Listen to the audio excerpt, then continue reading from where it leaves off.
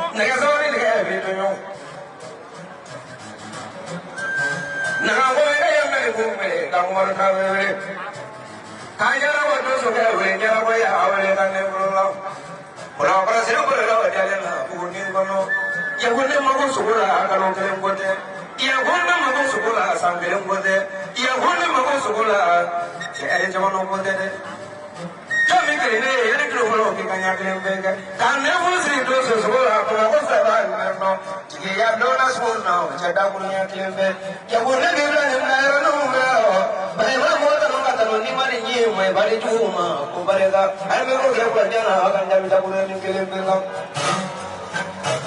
ini sanima ko abu so wuri ko e to so bere atichi kurati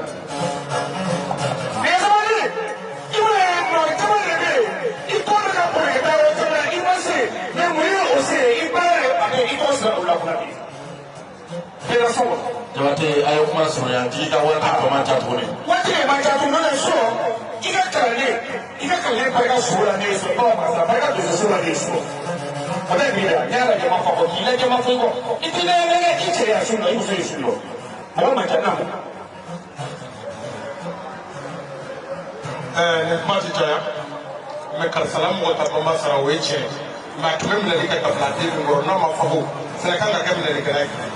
Nige fana to la mali pre bodo siempre bodo ya bu kuma inja saya ida ya gele gele di han jigi diga duru jigi doni jigi ko e ma fewre fo ibo so bodi uluti worti e mo lule so bodi ni ala sona ba e bulu de ka so bodi ma finga so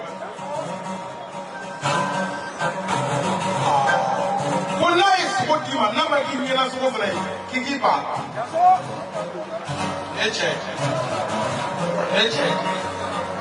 kabe foliti dozo makachi ya blofo kabe bokmala jigi abu jaraye banandi koko ke kidai mabe abla ka para ko ka wala di ya bloma